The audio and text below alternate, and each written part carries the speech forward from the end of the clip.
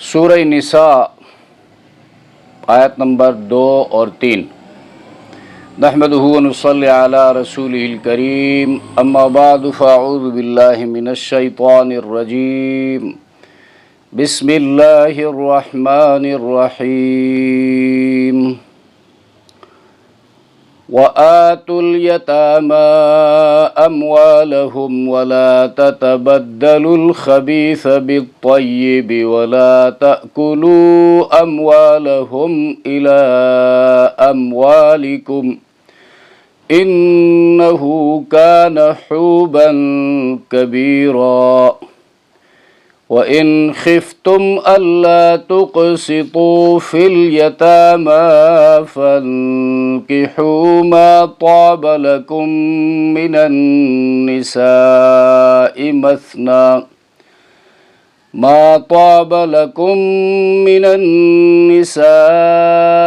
مثنى وثلاث ورباع فإن خفتم ألا تعدلوا فواحدة أو ما ملكت أيمانكم ذلك أدنى ألا تعولوا۔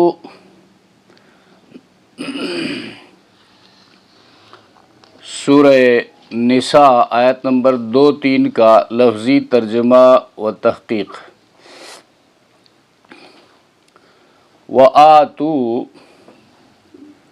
اور دو تم، الیتامى یہ جمع ہے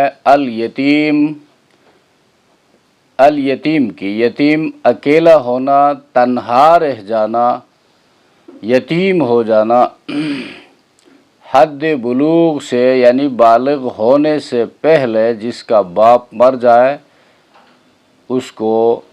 یتیم کہا جاتا ہے۔ اموال جمع ہے مال کی، اور یہ اموال ہم مضاف ہوا ہے ہم ضمیر کی طرف، یعنی ان کے مال۔ ولا تتبدلوا، تتبدل یہ تبدل اس کا مصدر آئے گا، اور نہ بدلو الخبیثہ، خبیث ردی کے لیے استعمال ہوتا ہے اور باطل کے لیے بھی استعمال ہوتا ہے، اور حرام کے لیے بھی، گٹیا کے لیے بھی استعمال ہوتا ہے۔ بالطیب، طیب معنی پاکیزہ، حلال، یعنی اپنے ردی مال کو یتیموں کے عمدہ اور اعلیٰ مال کے ساتھ تبدیل نہ کرو۔ ولا تأکلوا، تأکلوا یہ اکلن سے، اکلن مصدر ہے، اسے فعل نہیں، جمع مذکر حاضر کا صیغہ ہے، اور تم مت کھاؤ اموالہم ان کے مال، الی اموالکم یہاں الی جو ہے مع کے معنی میں ہے، الی معنی ساتھ، اموالکم اپنے مال، یعنی اپنے مال کے ساتھ ملا کر مت کھاؤ۔ انہو بے شک یہ جو ہے یتیم کا مال کھانا، حوباً گناہ، اور وبال یعنی بہت بڑا گناہ، بہت سخت گناہ ہے جو انسان کو برباد کر کے رکھ دیتا ہے۔ کبیرہ اس کی صفت بیان ہوئی ہے، یہ بہت بڑا گناہ ہے۔ وَإِنْ خِفْتُمْ، وَإِنْ اور اگر، خفتم یہ خوفاً مصدر سے ہے، اور خفتم ماضی کا صیغہ ہے، جمع مذکر حاضر ہے، اور اگر تم اندیشہ رکھو، تمہیں خطرہ ہو، تم محسوس کرو، اللہ یہ دو حروف کا کمبینیشن ہے، ان اور لا کا۔ اللہ یہ ان مصدریہ ہے اور لا نافیہ ہے، یہ کہ نہ اس کا معنی ہوگا تقسطوا، اقساط مصدر سے ہے، تقسطوا مضارع کا صیغہ ہے، جمع مذکر حاضر، انصاف کر سکو، فی الیتامى یتیموں کے حق میں، فانکحوا پس، انکحوا یہ نکاح مصدر سے امر ہے اور جمع مذکر، نکاح کرو، فنکحو تو نکاح کرو، ما اسم موصول ہے، یہ من کے معنی میں ہے، جو معنی آئے گا جو، طابہ یا طیب ان سے ماضی واحد مذکر غائب کا صیغہ ہے، پسند آئے، جائز ہو تمہارے لیے، لکم معنی تمہارے لیے، من النساء عورتوں میں سے، مثنا مثنا دو دو، و ثلاثہ اور تین تین، و رباع اور چار چار، فَإِن پس اگر خفتم اگر تمہیں اندیشہ ہو، تم محسوس کرو، اللہ تعدلو یہ کہ نہ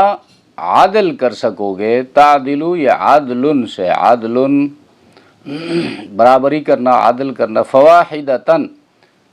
پس ایک ہی، یعنی جب دو بیویوں کے درمیان یا دو سے زیادہ کے درمیان عدل نہیں کر سکو گے، احساس ہے تمہیں، تو پھر ایک ہی پر گزارا کرو۔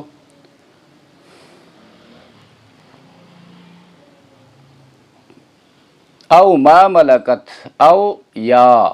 ما جو ملکت مالک ہیں، ملکت یہ ملکن اس کا مصدر آئے گا،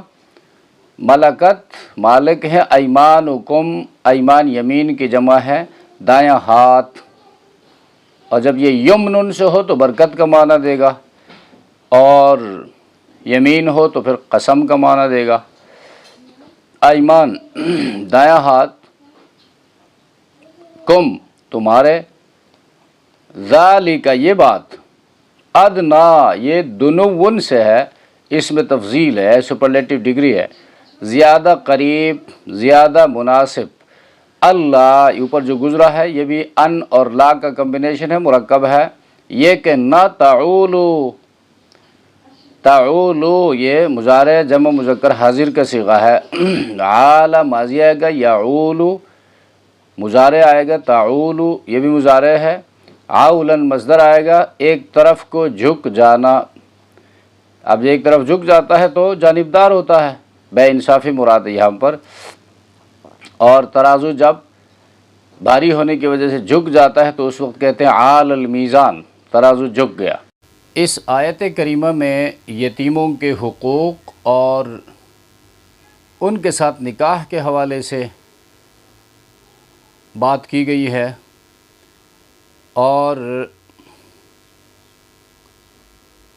اگر یتیموں کے ساتھ انصاف نہیں کر سکتے ہو، ظلم کا اندیشہ ہے، تو پھر ان کے ساتھ نکاح مت کرو، بلکہ آزاد عورتوں میں جو تمہارے لیے جائز ہیں، جو تمہیں پسند ہیں، ان میں سے دو دو کے ساتھ کرو، یا تین تین کے ساتھ، چار چار کے ساتھ کر سکتے ہو، اس پر کوئی پابندی عائد نہیں ہے۔ تو یہاں پر یتیموں کے حقوق اور نکاح کے حوالے سے بعض مفسرین نے فرمایا ہے کہ یہ تھوڑا بے جوڑ سی بات معلوم ہوتی ہے، لیکن جب اس آیت کا پس منظر جو ہے اس کو سامنے رکھا جائے کہ یہ آیت کس حوالے سے، کس پس منظر میں نازل ہوئی ہے، تو اس میں پھر مناسبت سمجھ میں آتی ہے۔ یہ ایک دفعہ حضرت عائشہ صدیقہ رضی اللہ تعالی عنہا اپنے بھانجے حضرت عروۃ بن زبیر رضی اللہ تعالیٰ عنہما کے سوال کے جواب میں یہ ارشاد فرمایا کہ یہ آیت جو ہے ان یتیم بچیوں کے بارے میں نازل ہوئی تھی جن کے مال اور جمال کی وجہ سے ان کے ولی ان سے نکاح کرنا چاہتے تھے، مگر نہ تو مہر میں انصاف کرتے تھے اور نہ ہی دوسرے حقوق میں، اس پر یہ آیت نازل ہوئی۔ چونکہ نکاح جو ہے وہ بھی یتیموں کے حقوق میں داخل ہے، تو جس میں انہیں حکم دیا گیا کہ اگر تم سمجھتے ہو کہ ہم یتیم بچیوں کے حقوق ادا نہیں کر سکیں گے تو پھر ان کے بجائے دوسری عورتوں سے انصاف کی شرط پر نکاح کرو۔ اور دوسری مناسبت یہ ہے، حضرت سعید بن جبیر مشہور تابعی ہیں، صحابہ کرام کے شاگردوں میں گزرے ہیں، ایک اور مناسبت اس نے یہ بیان کی ہے، وہ یہ ہے کہ زمانہ جاہلیت میں لوگ کئی شادیاں کرتے تھے، 10 شادیاں، 20 شادیاں، 15 شادیاں، اور لیکن بیویوں کے حقوق ادا نہیں کرتے تھے۔ تو اس پر فرمایا گیا کہ جیسے تمہیں یتیموں کے بارے میں خطرہ رہتا ہے، اندیشہ رہتا ہے کہ ہم سے ان پر ظلم نہ ہو جائے۔ اسی طرح تمہیں عورتوں کے بارے میں بھی خیال رکھنا چاہیے، کہیں تمہاری طرف سے ظلم نہ ہو جائے عورتوں پر۔ جس طرح یتیم جو ہیں وہ کمزور ہیں، اسی طرح دوسرے نمبر پر عورتیں جو ہے اس زمانے میں، زمانہ جاہلیت میں نہایت کمزور تھی، لہٰذا قرآن کریم نے یہ حکم دیا کہ یتیموں کی طرح عورتیں بھی کمزور ہیں، لہٰذا اتنی عورتوں سے شادی نہ کرو جن کے حقوق تم ادا نہ کر سکو۔ تو جب ایک کمزور طبقے پر ظلم کو تم حرام سمجھتے ہو، یتیم، اور تو دوسرے طبقے پر ظلم کو حرام سمجھو۔ ایک پر حرام ہو دوسرے پر حلال تو نہیں ہو سکتا ہے۔ اور اس طرح یہاں پر فَانْكِحُوا مَا طَابَ لَكُمْ فرمایا، یعنی اپنی پسند کے مطابق شادی کرو۔ تو نکاح جو ہے دیکھ بھال کر اپنی پسند کے مطابق کرے۔ تو اس سلسلے میں اسلام نے انسان کی جو فطری جذبات ہیں ان کا لحاظ رکھا ہے۔ عام حالات میں کسی غیر محرم کو شہوت کی نگاہ سے دیکھنا ناجائز ہے، حرام ہے، لیکن اگر نکاح کا ارادہ ہو تو اسی غیر محرم عورت کو دیکھنا ایک نظر تو اس کو جائز قرار دیا گیا ہے اور دیکھنے کا مشورہ دیا گیا ہے، اس لیے کہ نکاح ایک دن کا، ہفتے کا یا ایک مہینے کا کام نہیں ہے، معاہدہ ہے، تو پوری زندگی کے لیے۔ اور مومن مرد اور مومن عورت جو ہے جب ان کا نکاح ہو جاتا ہے تو پھر وہ کبھی ختم نہیں ہوتا، بلکہ جنت میں بھی وہ ایک دوسرے کے ساتھ رہتے ہیں۔ تو مثنا و ثلاثہ و رباع، مثنا یعنی اسلام نے 4 شادیوں کی اجازت دی۔ یہاں پر اسلام نے وہ زمانہ جاہلیت میں جو لوگ 10 20 شادیاں کرتے تھے اس کو ڈیکریز کر کے، کم کر کے بند کر دیا 4 کے اندر، اور 4 کے اندر بھی وہ شرط لگا دی انصاف کی اور حقوق کی ادائیگی کی۔ تو 4 شادیوں کی اجازت دی، تو احادیث سے بھی یہی ثابت ہوتا ہے اور امت کا اجماع بھی اس بات پر ہے۔ تو جن حضرات نے اپنی مرضی سے تعویلات کر کے اس میں ہیر پھیر کرنے کی کوشش کی ہے، مغربی یعنی وومن جو ایجیٹیشن ہے اس سے متاثر ہو کر، تحریک نسوان سے متاثر ہو کر اللہ کے احکامات کو تبدیل کرنے کی کوشش کرتے ہیں، وہ غلطی پر ہیں، اور اجماع امت جو ہے اور احادیث نبویہ سنت رسول ان کے خلاف جا رہی ہے۔ تو یہاں پر 2 کی اجازت دی، یا 3 یا 4 بیوی کر سکتے ہو۔ تو آج کل کے حالات میں انسان کے لیے سب سے بہتر صورت علماء یہ فرماتے ہیں، علماء مفسرین، کہ بندہ ایک ہی بیوی پر گزارا کرے، اور اس لیے کہ ایک سے زیادہ جو ہے ان کو سنبھالنا، عدل کو ملحوظ رکھنا مشکل ہو جاتا ہے۔ تو بسا اوقات جو ہے پہلی بیوی دوسری بیوی کو برداشت نہیں کرتی ہے، اور پھر خاوند کے لیے مسائل کریٹ ہوتے ہیں، جس کی وجہ سے گھر کا سکون اور امن تباہ و برباد ہو جاتا ہے۔ لیکن چند شرائط کے ساتھ اگر کوئی 4 شادی کرنا چاہے، 2 کرنا چاہے، 3 کرنا چاہے، تو اس کی بھی اجازت ہے، اس پر کوئی پابندی نہیں ہے۔ اس حوالے سے دیکھنا چاہیے، مفسرین ان شرائط کو بیان بھی کیا ہے۔ تو اس میں پہلی شرط یہ ہے کہ مرد جو ہے مینٹیننس، نفقہ برداشت کر سکتا ہو 4 بیویوں کا، یا 2 بیوی کرتا ہے، 3 کرتا ہے، 4 کرتا ہے، یعنی ایک سے زیادہ کا خرچہ برداشت کر سکتا ہو۔ اور دوسری یہ ہے کہ یعنی فزیکلی فٹ ہو اور سب کا جسمانی حق جو ہے وہ ادا کرنے پر قادر ہو۔ اور تیسری جو ہے اس کو یقین ہو کہ میں ان 4 بیویوں کے ساتھ عدل کر سکوں گا۔ تو یہ تعدد یعنی ایک سے زیادہ بیویوں کی اجازت اسلام نے دی ہے، تو اس پر مسلمانوں کو شرمانے کی یا کسی تعویل کی ضرورت نہیں ہے، یہ چونکہ اللہ کا حکم ہے اور رسول اللہ صلی اللہ علیہ وسلم نے اس پر عمل کر کے دکھایا ہے، اور امت کا اجماع اس بات پر ہے۔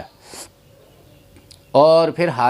بعض حالات میں ایک سے زیادہ بیویاں ناگزیر ہو جاتی ہیں. ان میں سے یعنی پہلی بات تو یہاں پر یہ سوچنا چاہیے،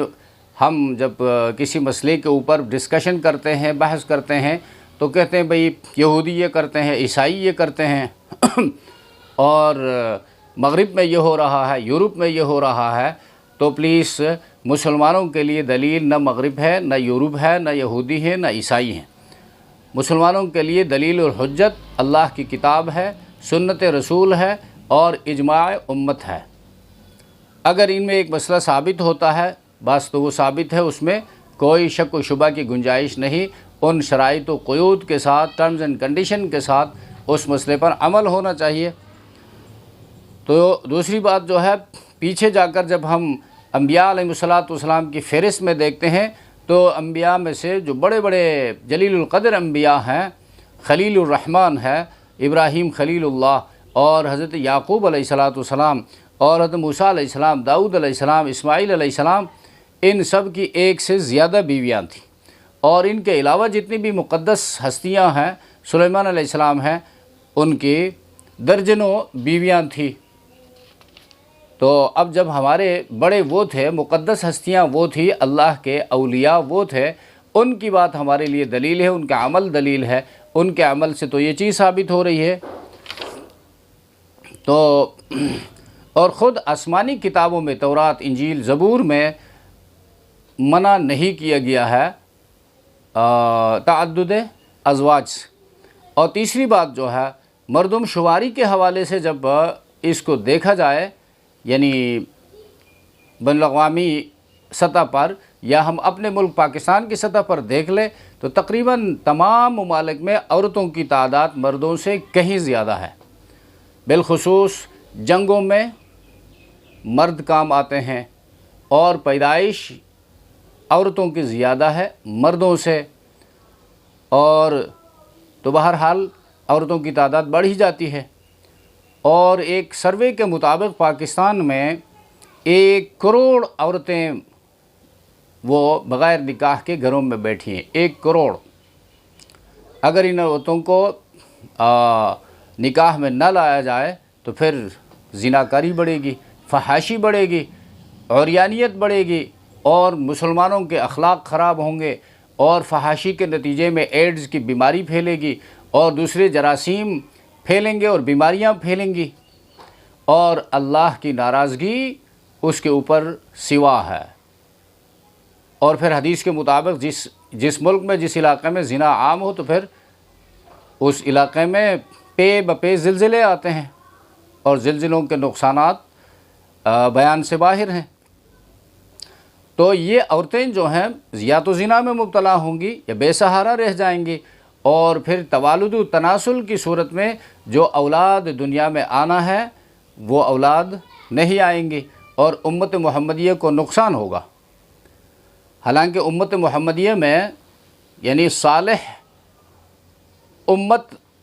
بڑھ جائے، اس میں اضافہ ہو جائے، یہ احسان جتلایا گیا ہے اللہ کی طرف سے کہ امت زیادہ ہو، افرادی قوت زیادہ ہو. اور چوتھی بات یہ ہے کہ مرد کی شہوانی طاقت جو ہے وہ زیادہ بھی ہے اور متنوع بھی ہے. یعنی مرد ایک سے زیادہ عورتوں کے ساتھ ایک ہی وقت میں شادی کر سکتا ہے، مباشرت کر سکتا ہے. ایک عورت جو ہے ایک وقت میں ایک سے زیادہ مردوں سے حاملہ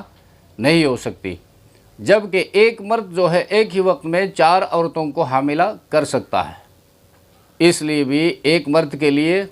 ایک سے زیادہ بیویوں کی اجازت اسلام نے دی ہے، اور ان شرائط کے ساتھ جو پہلے بیان ہوئی. اور 5ویں بات یہ ہے کہ عورت کے ساتھ عوارض لگی ہوئی ہیں، عام بیماریاں ہیں، کبھی سر میں درد ہے، کبھی کمر میں درد ہے، کبھی پیٹ میں درد ہے، کبھی مینسس میں ہے، اور کبھی نفاس میں ہے. بچے کی پیدائش کے بعد ایک مدت تک وہ بیمار رہتی ہے،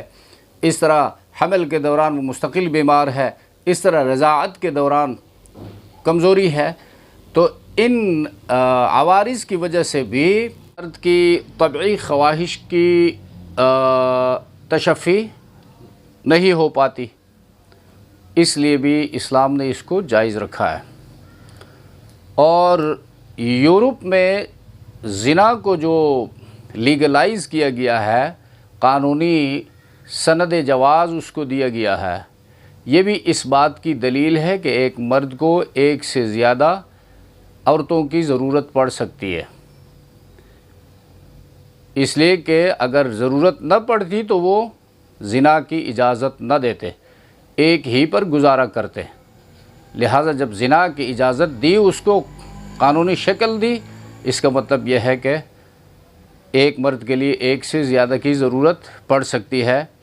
وہ نکاح کی صورت میں نہیں بلکہ زنا کی صورت میں۔ اسلام کہتا ہے کہ مرد جو ہے وہ اگر اس کی خواہشات زیادہ اسٹرانگ ہیں اور تشفی ایک سے نہیں ہوتی، دو سے نہیں ہوتی، تو تیسری بیوی کرے، چوتھی بیوی کرے اور ان کے ساتھ عدل والا معاملہ کرے، لیکن زنا کی طرف نہ جائے۔ یورپ والے کہتے ہیں گرل فرینڈ ایک ہی رکھے، اور اگر زنا کے لیے ضرورت ہو تو 16 تک غیر محرم عورتوں کو لے کر پھر سکتا ہے، ان کے ساتھ جنسی تعلق قائم کر سکتا ہے۔ تو اس کی بنیادی وجہ چونکہ یہ ہے، ان لوگوں کا ایمان و آخرت پر نہیں ہے،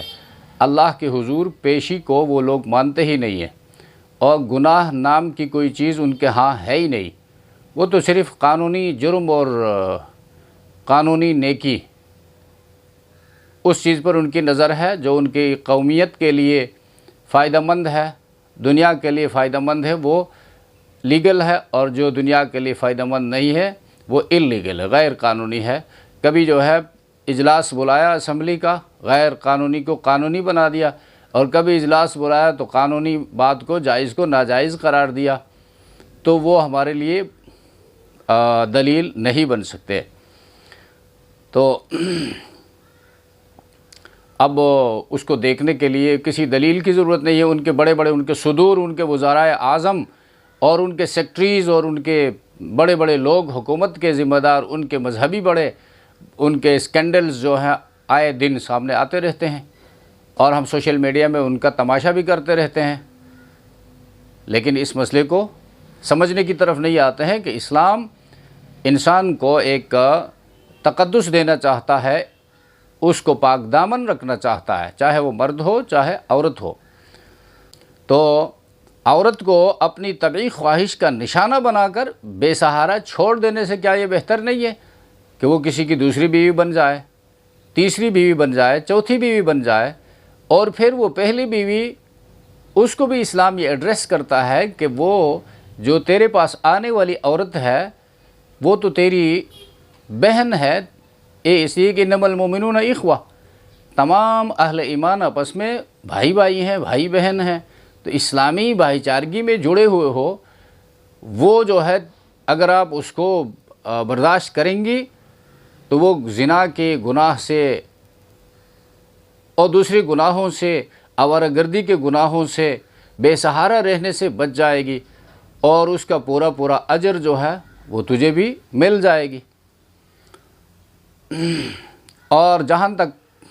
ہمارے آقا محمد الرسول اللہ صلی اللہ علیہ وسلم کی تعدد ازواج کا تعلق ہے، تو اس پر بھی مسلمانوں کو فخر ہے، اور وہاں پر بہت ساری حکمتیں بھی ہیں،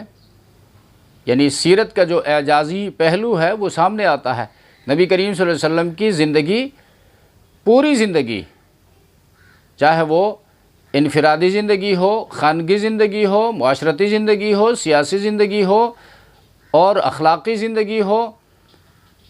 وہ مسلمانوں کے لیے قیامت تک کے لیے رہنما ہے، اسوہ ہے، نمونہ ہے، رول ماڈل ہے۔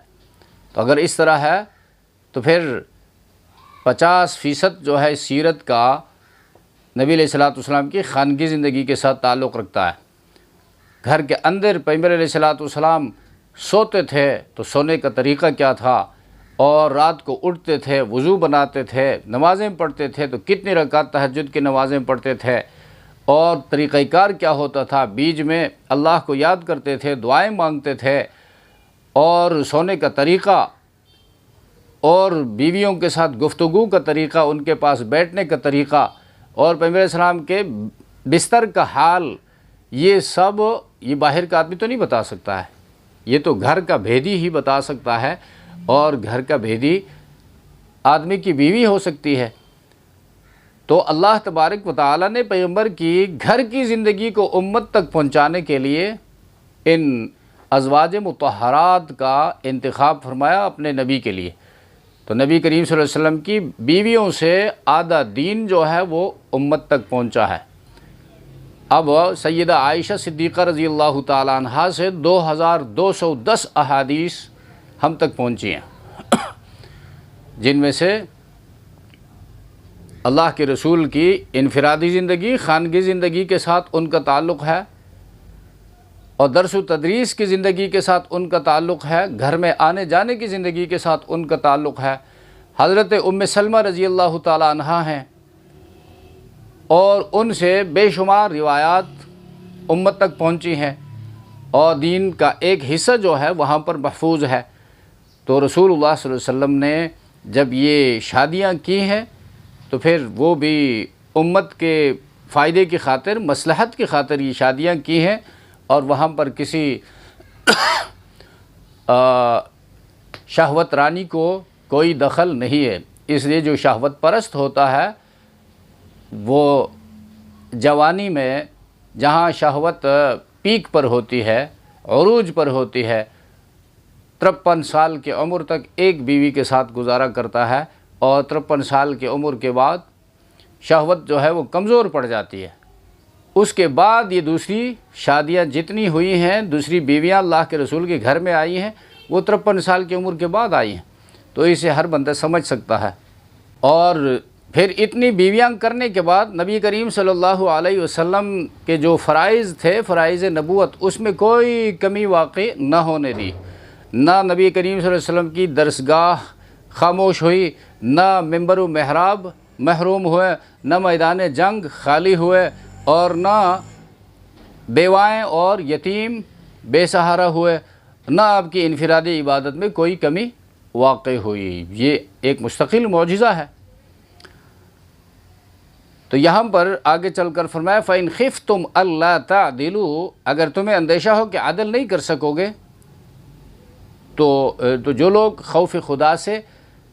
عاری ہو کر اللہ کی کتاب کو یورپ والوں کی خواہشات کے مطابق ڈھالنا چاہتے ہیں، تو وہ یہاں ایک دوسری آیت ہے سورہ نساء کی آیت نمبر 129 کی آڑ لیتے ہیں کہ بھئی وہاں پر تو یہ ہے کہ تم عدل نہیں کر سکو گے کتنا ہی چاہو، تو فلا تمیلوا کل المیل، مقصد عدل تمہارے بس کی بات ہی نہیں ہے۔ لہٰذا اس کا خلاصہ یہ نکلتا ہے کہ ایک سے زیادہ شادی کرو ہی مت، اسے کہ عدل تمہارے بس کی بات نہیں ہے۔ تو یہ ایک غلط نظریہ ہے، ایک غلط تفسیر ہے قرآن کریم کی۔ جو کوئی بھی اس طرح سمجھتا ہے، عدل کا تعلق جو ہے اس آیت میں عدل کا تعلق کسی اور بات کے ساتھ ہے، یہاں پر عدل کا تعلق کسی اور بات کے ساتھ ہے۔ وہاں پر عدل کی نفی کی گئی ہے، تم عدل کر ہی نہیں سکو گے، وَلَوْ حَرَصْتُمْ، اگرچہ تم کتنا چاہو، اس سے تمہارے بس کی بات نہیں ہے۔ اور یہاں پر جو عدل کا حکم دیا گیا ہے، ایک ہے، اب اس کو سمجھنا ہے، عدل فی المعاملہ، عدل فی المحبہ، معاملات میں عدل کرنا، یعنی ایک سے زیادہ بیویاں ہیں تو ان کے پاس جانا، ان کو وقت دینا، ان کے لیے لباس پوشاک کا انتظام، ان کے ساتھ طرز گفتگو، سفر میں جاتے ہیں تو ان کو ساتھ لے کر جانا، حج کرواتے ہیں تو قرآن دازی کے بعد جس کے نام قرآن نکلے اس کو لے کر جانا، یا کسی سفر پر جاتے ہیں تو قرآن دازی کے بعد کسی ایک کو ساتھ لے کر جانا، اور اخراجات اشیاء خورد و نوش میں عدل۔ اب یہ سب انسان کے بس کی باتیں ہیں، کوئی بھی انسان کے بس سے باہر نہیں ہے۔ اب یہاں پر اس آیت میں یہ کہا گیا ہے فَأَلَّا تَعْدِلُوا، اگر تمہیں اندیشہ ہو کہ تم عدل نہیں کر سکو گے، یہ کام تم سے نہیں ہو سکیں گے، تو پھر اپنی آخرت برباد مت کرو، اپنی دنیا کی زندگی، اپنی خاندانی زندگی جو ہے اس کو اجیرن مت کرو، بلکہ ایک بیوی پر گزارا کرو، اس کو خرچہ دینا بھی آسان ہوگا، اس کو وقت دینا بھی آسان ہوگا، اور اس سے بچے بھی ہوں گے تو کم پیدا ہوں گے، ان کو سنبھالنا بھی آسان ہوگا۔ اور جہاں اس عدل کی نفی کی گئی وہ عدل فی المحبہ ہے، محبت میں عدل نہیں کر سکو گے، اللہ نے اس چیز کی نفی کی ہے، ورنہ ایک اللہ کا کلام ہے، یہاں پر عدل کا حکم دیتا ہے، وہاں پر نفی کرتا ہے، اس کی کیا تک بنتی ہے کہ بھئی ایک میں حکم دے دے دوسرے میں اس کی نفی کرے؟ تو کیا اللہ کو ہماری حالت کا علم نہیں تھا کہ یہ لوگ کر سکیں گے یا نہیں کر سکیں گے؟ اور قرآن دوسری جگہ کہتا ہے لا یکلف اللہ نفسا الا وسعها، انسان کو اللہ اس کی قدرت کے استطاعت کے مطابق ذمہ دار ٹھہراتے ہیں، حکم اس کو دیتے ہیں۔ تو جہاں عدل کا حکم دیا گیا ہے وہ اس کی قدرت کے مطابق عدل کرنے کا، برابری کا حکم دیا ہے، اور جہاں پر یہ فرمایا کہ تم عدل نہیں کر سکو گے وہ تمہارے بس میں ہے ہی نہیں، اور جب بس میں نہیں ہے تو پھر تمہیں پکڑے گا بھی نہیں۔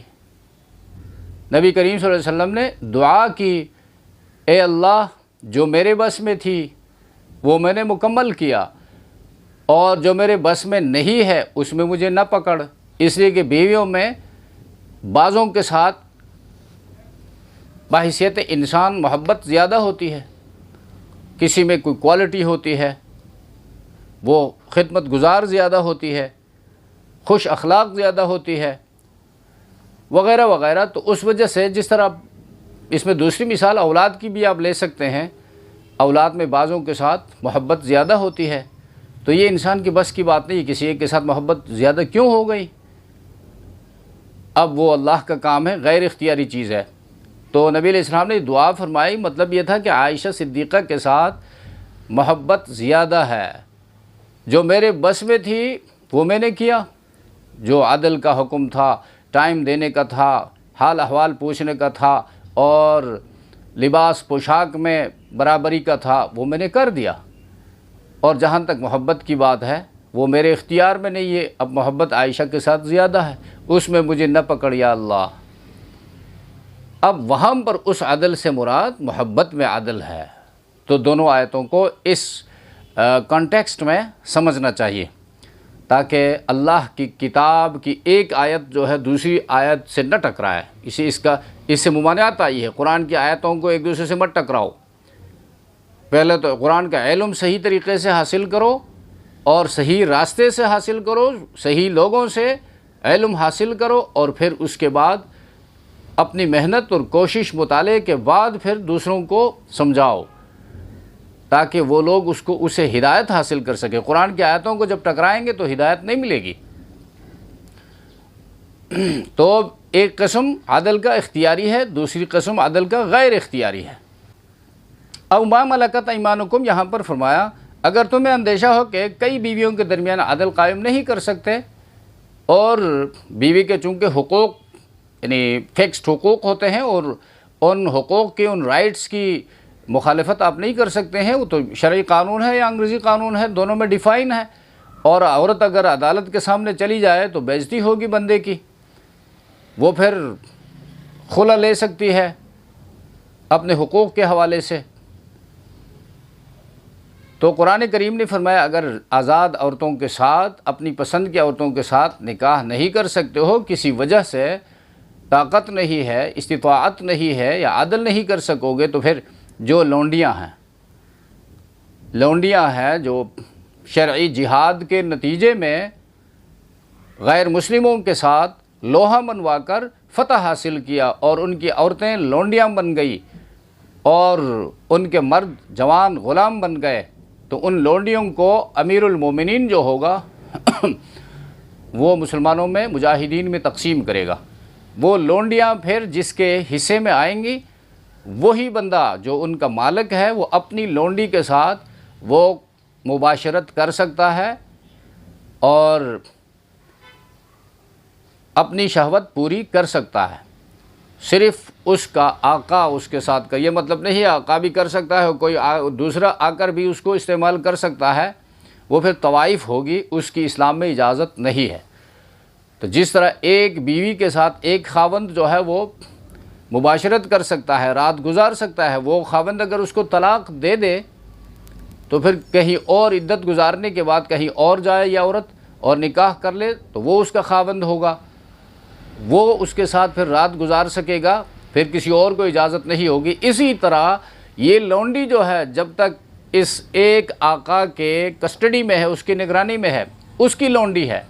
اس کی کنیز ہے، تو یہی آقا اس کے ساتھ مباشرت کر سکتا ہے، دوسرا کوئی نہیں کر سکتا۔ ہاں اگر یہ اس کو بیچ دے، لونڈی کو بیچنا جائز ہے، اسی کو پراپرٹی ہے، پوزیشن ہے، تو کسی اور کو بیچ دے، اب یہ آقا جو ہے اس کے ساتھ کوئی تعلق نہیں رکھ سکتا، وہ جس نے اس کو خریدا ہے وہ اس کے ساتھ مباشرت کر سکتا ہے، رات گزار سکتا ہے۔ تو اب چونکہ بین الاقوامی قانون کے نیچے سب آ گئے ہیں اقوام متحدہ کی وجہ سے، اقوام متحدہ میں جو ان کا جو قانون بنا ہے، کسی کو غلام لونڈی نہیں بنایا جا سکتا، تو اسلام نے اپریشیٹ نہیں کیا ہے۔ پہلی بات، لونڈی بنانے کو قدر کی نگاہ سے نہیں دیکھا ہے، غلام بنانے کو قدر کی نگاہ سے نہیں دیکھا، اس بات کو سمجھنا چاہیے۔ اور یہ لونڈی بنانا، غلام بنانا، یہ زمانہ جاہلیت سے چلا آ رہا تھا، اسلام نے اس پر ایک دم قطعاً نہیں لگایا کہ بھئی اسلام میں داخل ہونے کے لیے ضروری ہے کہ کسی کی کسٹڈی میں، کسی کی نگرانی میں کوئی غلام ہو، لونڈی ہو، پہلے اس کو آزاد کرے پھر اس کا اسلام قبول ہے، ایسا نہیں کیا۔ اگر ایسا کرتا تو پھر یہ بہت بڑی رکاوٹ ہوتی اسلام قبول کرنے کی راہ میں۔ اس لیے اس زمانے میں لوگوں کے 200 غلام، 300 غلام، 500 غلام ہوا کرتے تھے۔ اب غلام جو قابل غلام ہے، اسکلفل غلام ہے، ہنرمند ہے، اس کی قیمت لاکھوں میں تھی، اور عام غلام ہے تو اس کی وہی قیمت ہے۔ اسی طرح لونڈی ہے، اگر وہ شرط لگا دی جاتی سب کو آزاد کر، اسلام نے ایسا نہیں کیا، لیکن یہ زمانہ جاہلیت سے چلا آ رہا تھا۔ اور بعض قوانین میں یہ تھا کہ قیدیوں کو قتل کیا جائے، اسلام نے قتل کرنے سے روکا، اسلام نے قیدیوں کے ساتھ حسن سلوک کا حکم دیا، اور مسلمانوں کو یہ حکم دیا کہ جس کی اس میں قیدی آ جائے تحویل میں، ان قیدیوں کے ساتھ حسن سلوک کرو، جو خود کھاتے ہو ان کو کھلاؤ۔ اور جب غلام لونڈی بن جائے تو وہاں پر بھی یہی فرمایا، جو خود پہنتے ہو ان کو پہناؤ۔ بعض صحابہ کرام بڑے مالدار تھے اور ان کے بڑے لونڈیاں ہوتی تھی اور غلام ہوتے تھے، نوکر ہوتے تھے، تو اس میں اس صحابی کا امتیازی شان کا پتہ نہیں چلتا تھا۔ اس کی وجہ یہ تھی کہ وہ صحابی جو خود پہنتا تھا وہ اپنے لونڈیوں غلاموں کو بھی پہناتا تھا، جو خود کھاتا تھا اپنے ساتھ بٹھا کر ان کو بھی کھلاتا تھا، تو باہر سے آنے والے کو پوچھنے کی ضرورت پڑتی تھی کہ اس میں فلاں کون ہے۔ تو صحابہ کرام نے غلاموں کے ساتھ، لونڈیوں کے ساتھ، قیدیوں کے ساتھ یہ زبردست سلوک کیا ہے، اور یہ اسلام کی تعلیمات تھی، اسلام نے یہ اخلاق دیا ہے۔ اور پھر قیدیوں کا تبادلہ قیدیوں کے ساتھ کرنے کا حکم دیا، اور فدیہ دے کر چھڑانے کا حکم دیا۔ غزوہ بدر میں کفار کی طرف سے جو قیدی ہو کر آئے، وہاں پر یہ شرط لگا دی گئی، ایک ایک بندہ 2 3 کو لکھنا پڑھنا سکھائے، اور جب وہ شاگرد لکھنا پڑھنا سیکھ لے، سکھانے والا آزاد ہے۔ تو اسلام نے تو یہاں پر وہ ظرفی دکھائی، اور پھر یہاں پر غلام بنانا اسلام میں نہیں ہے، اس کو اپریشیٹ نہیں کرتا۔ لہذا کوئی بین الاقوامی قانون ایسا بنتا ہے کہ جس میں غلام نہ بنانے کی بات ہو انسان کو، تو اسلام اس کو ترجیح دیتا ہے کہ بھئی ٹھیک ہے، یہ تو ہمارے دین کا قانون ہے، اگر ہمارے دین کے قانون کو کوئی کسی شکل میں امپلیمنٹ کرتا ہے تو ہم اس کو ویلکم کہتے ہیں۔ تو یہاں پر بھی یہی بات ہے۔ اب چونکہ اقوام متحدہ جو ہے خود یہود و نصارہ کی لونڈی ہے، اور وہاں پر پھر ایسے قوانین بنائے گئے، ایک قانون یہ بنایا گیا تو 10 قوانین اسلام کے خلاف بنائے گئے ہیں۔ تو وَآتُوا الْيَتَامَى أَمْوَالَهُمْ وَلَا تَتَبَدَّلُوا الْخَبِيثَ بِالطَّيِّبِ، اور دو تم یتیموں کو ان کا مال۔ اب یہ آیت نمبر 2 میں چونکہ یتیموں کے حوالے سے پہلے بتایا گیا آیت نمبر 3 کے تعلق سے، آیت نمبر 2 میں چونکہ ان کا سمپل حق کا ذکر ہے۔ یتیموں کا مال، وہ لوگ اس زمانے میں چونکہ یتیم کے اوپر کوئی بات کرنے والا نہیں تھا، کوئی سٹینڈ لینے والا نہیں تھا، یتیم کے سر پر کوئی شفقت کا ہاتھ رکھنے والا نہیں تھا، اور لوگ یتیموں کے مال کو بے دردی سے کھاتے تھے۔ اس کو قرآن کریم نے ظلم قرار دیا، اور یتیم کے مال کو اپنے مال کے ساتھ مکس کر کے کھاتے تھے۔ کبھی یتیم کے اچھے مال کو، عمدہ مال کو، مثلا یتیم کی 10 جرب زمین ہے اور یتیم کے جو نگران ہے اس کی بھی 10 جرب زمین ہے، اور دونوں میں گیہوں کی فصل ہوتی ہے، اور یتیم کے اس میں کھیت میں فصل عمدہ ہو گیا، تو وہاں سے عمدہ فصل جو ہے 20 من اس کو اپنے اسٹور میں جمع کیا، اور جو اپنی زمین میں جو فصل ہو گئی گھٹیا فصل، گھٹیا اناج لیا، اور یہ جو ہے یتیم کے کھاتے میں ڈال دیا۔ یہ تتبدل الخبیث بالطیب، یعنی ردی کو عمدہ سے تبدیل مت کرو۔ وآتوا الیتامى، اور دو یتیموں کو۔ تو یتیم کسے کہتے ہیں؟ یتیم بالغ ہونے سے پہلے جس کے سر سے باپ کا سایہ اٹھ جائے، باپ وفات پا جائے، اس کو یتیم کہا جاتا ہے۔ اور حدیث میں آتا ہے لا یتم بعد البلوغ، بالغ ہونے کے بعد پھر یتیم ہونا نہیں ہے۔ آگے پھر یتیم کے مال کے حوالے سے یہاں پر تفصیلات آئیں گی۔